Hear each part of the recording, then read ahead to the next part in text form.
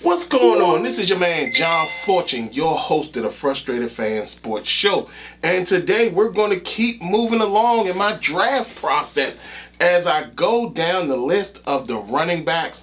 I got my notes and everything, and I'm ready to rock and roll, y'all. So let's start with the number one running back in this class. The guy everybody loves, the guy everybody just adores, and that is Jeremiah Love, the running back out of Notre Dame. This guy he's excitement. He's an exciting, explosive running back. And with his ability to receive out the backfield, makes him a weapon. He's actually not necessarily just a running back, but he's more of a weapon than anything, especially when you include his ability to catch the ball out of the backfield. And that brings him to a point where you really get excited about what you can do with a guy like this, because he brings a lot of energy to the offense. And when it comes down to it, you can see him being compared to certain guys. Now, I've heard the comparison of Reggie Bush. I feel that that's practically on point when you think about Reggie Bush and his ability in college when he was at USC and his transit. Now, here's the thing that bothers me. Does his transition to the NFL mimic Reggie Bush's transition to the NFL? Remember, Reggie Bush was supposed to be this superstar stellar running back, and he didn't really pan out that way due to injuries and it was a lot of stuff that was going on. I mean, they felt that off the field there were things going on, especially with him dating Kim Kardashian at the time. But it's just, to me, I feel that the Reggie Bush comparison is very, very good. Now, I'm going to go here, though. Does his transition into the NFL also, Jeremiah Love's transition into the NFL, also compares to Reggie Bush's? Jeremiah Love, though tall, is kind of a small guy. Like, he looks more lean than he should. Like, he's not one of those guys. Like, he's not around that 220, 230 size that you would want him to be. Not saying that he probably couldn't bulk up to that size, but if he does, how much of his speed does he lose? So with that, I like Jeremiah Love. As a running back, I'm not certain what you get out of him, because take away the ability to catch the ball, and you start to see something that's completely different. He doesn't have great vision. Like, he can find some holes, he can find open space, and he can get out there and run past people and outrun people and everything. But there's also times where he misses holes and he misses his ability to have a breakout run. And sometimes what I also saw is that against some of the better teams, he didn't do as well. So, especially some of the better teams that had good defenses, he didn't really perform as well as you wanted him to. So, that's what it is. But again, exciting, absolutely exciting back. Like I said, his receiving ability puts him over the top. But there are things he needs to clean up. He's not great at pass protection either.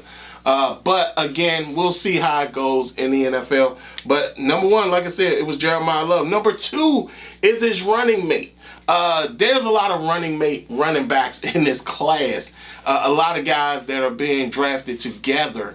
But his running mate is Jadarian Price, who I feel is the more rounded back. I think he's probably the more rounded guy in this running back class. I love his ability. He finds holes. He gets out there. Now, he does run away from people, but there's times that he can be run down from behind. But he's fantastic. He can catch out the backfield. He's solid in pass protection. He's not one of those guys that makes a lot of bad decisions when it comes to pass protection. But there's times where I think he's seeing too much, or he's not seeing what he should be doing when it comes to it. I think he zones in on a guy and then doesn't scan the rest of the line to see where he can possibly pick up another blitzer versus anything else. But when I talk about consistent running back, this guy is very consistent. There were a lot of times where Jeremiah Love could be taken out of the game, and this guy just would pick up the production. The downside is that you don't see a lot of him when it comes to being like the number one running back, which is concerning probably in the NFL. Not only that, his weight seems to be a problem as well, because he hovers around 203 and 210. So I'm not certain what that is really about and what's going on with him with that, but he looks bigger than you can imagine. So I don't know what's going on with that. Also, an excellent kick returner. I mean, he can be very impactful in the kick return game, especially the NFL's version of the kick return game. He could probably actually run more of them back in the NFL style versus the college style. So he's fantastic in the kick return game. And like I said, I think he's the most consistent running back. Like I said, you need touchdowns, short yardage back, he can do it. All 3 downs, he can do it. Like I said, it's just the fact that the weight thing worries me just slightly, because like I said, he hovers around 203 and 210. And, when you got a running back, you can't have a running back moving that far in between, because sometimes that can, get injuries. And does it have something to deal with his speed? What does it do when he falls down in weight versus when he picks up weight? We'll see about that. But Jadarian Price, to me, I like him a lot. Next is Mike Washington Jr. This guy, I just love his game. He's a big back. I think he's probably around 220 something when it comes to his weight. But he's also a guy that really gets downhill. He does not. There's a lot of things that when you see, he falls forward a lot when it comes to running the ball and getting through holes and everything. Now, he doesn't have that top end speed, but he does build up speed as he keeps running the ball. Has this very Eddie George feel about him. Makes you feel like he really is trying to make a play when there's not a play to be had. Rarely gets caught behind the line of scrimmage. But even with that being said, limited in pass protection, but not due to necessarily his fault. Taylor Green tended to hold on to the ball some, and at the same time, he didn't have the best offensive line to run behind. But when it comes down to it, he's a very effective runner. Can do 3 downs. He's not a route runner when it comes to catching the ball out the backfield, but he's effective catching the ball out the backfield. He's not going to go out there and run all these incredible routes, these fantastic routes and everything like that. But if you need him to catch a screen pass out the backfield or do a bubble screen out the backfield, he can do it. He can actually do it, get up the field, get the ball up the field, and run and get a touchdown. So I like Mike Washington a lot. I don't know why. I think he should be further up the board. I understand he can't be Jeremiah Love because of Jeremiah Love's receiving ability, but him and Jadarian Price, they're close to each other. I like Mike Washington. Like I said, he gives me that Eddie George type of field because he's very aggressive when it comes to running the ball, and he doesn't go down easily. He always falls forward when he's tackled, and he can catch out the backfield. So with that, I like Mike Washington Jr., the running back out of Arkansas. Next is Jonah Coleman.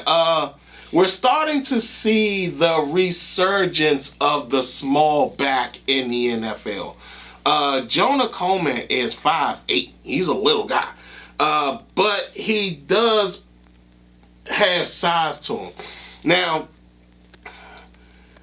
the one thing about, well, no, it's not the one thing. For him, he's a very effective running back. He can run the ball. He can get out there and make plays and do a lot of things that most other running backs probably can't do, but it's a very limited bag with him. He does kind of mimic some of the other running backs that has been in past classes and that's currently in the NFL. Some of them, like for him, he's not a breakaway speed guy. Like he's one that once he gets out in the open field, we've seen on several occasions guys run him down from behind. So it's kind of odd how that works with him. But his low center of gravity gets him out and gets him out of trouble. Similar to Ashton Jeanty when it comes to being able to hide behind the line and break out and go for long runs after being behind the line. Is exceptional in the passing game, but not overly great in it. But he can make plays. Like I said, Washington, he played very well at times, but there was a lot of times where you saw him stopped and the team couldn't move the ball, couldn't run the ball and things like that. Probably more of an indictment on his teammates, but he didn't help the situation either. Like I said, there were times where he can be run down from behind. There were times where even in the open field, he just didn't have the vision that you wanted him to have. Like there were times where he could make a cut, and probably if he made another cut, he would have broke it. He's very one-track mind when it comes to hitting the line. His vision isn't super great, but it's good enough. But again, and pass protection, he's not stellar at pass protection. But I think a lot of that is due to his size. When you get a guy who's 6'5", 240 barreling down on you and you got to pick him up, that's kind of a difficult thing to do. So with that, I mean, I like Jonah Coleman, but he's another one of these small running backs that's coming into the NFL, effective at his job, but still maybe not your everyday down back.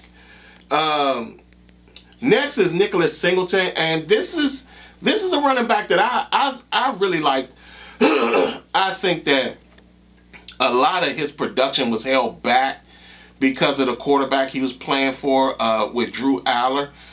Drew Aller kind of put him in position, because if you look at Nicholas Singleton, looking at Penn State film, you would think he was like, if you watched it long enough, you would think he wasn't a good pass protector.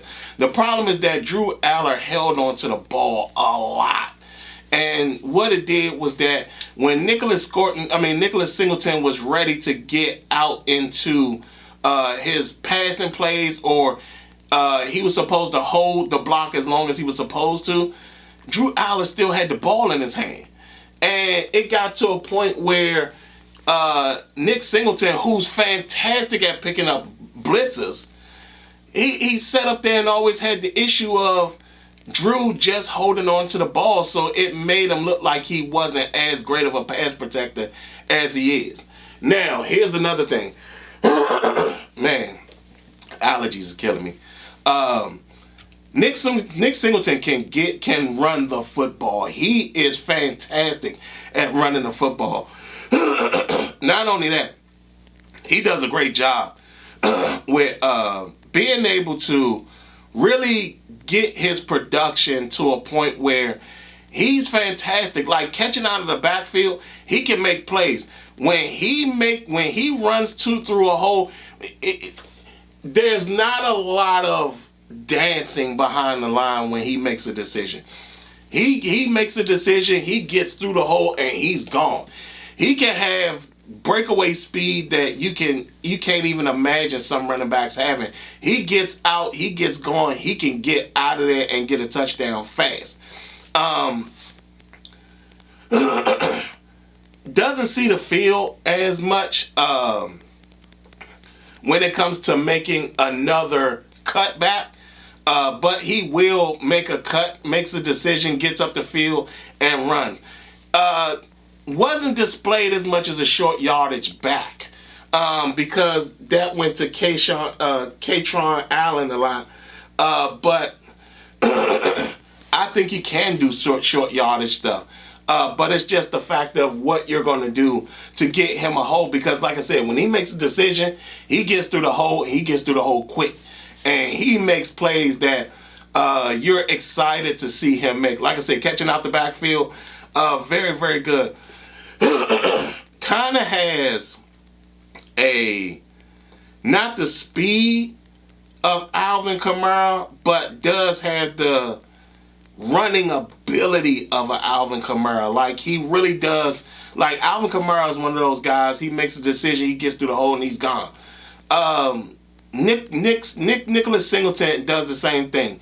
He makes a decision, gets to the hole, and he's gone. Now, he's not great against certain guys when it comes to meeting a guy in the hole one-on-one. If the hole is filled with a player at the time, Nicholas Singleton will not. There's a lot of times he gets stuck behind. He gets stuck because the guy he's going up against is either bigger or he just can't get out of it. Like I said, he makes a decision, he gets through the hole, but if somebody's there, that's where his vision kind of gets lost in that whole thing. Instead of choosing to go a different way, once he sees that there's somebody there, he will try his best to still go up the same hole that he clearly sees someone is in. So his decision making when it comes to running the ball isn't the greatest, but he's still very effective. Next is his running mate, Keion Allen. Keion Allen, he's your bruising short yardage running back, but he can also make plays too. He's a sleeper guy that he can go out there and make a play for you if you're not really watching him. If you're paying too much attention to him being a short yardage back, he can be very dangerous as well. He can also get you into a point at where you might you can have him in on a lot of passing plays. He does very well against pass protection. Again, he's another one that can pick up blitzes very well. But like I said, at Penn State, he was only displayed as a short yardage back.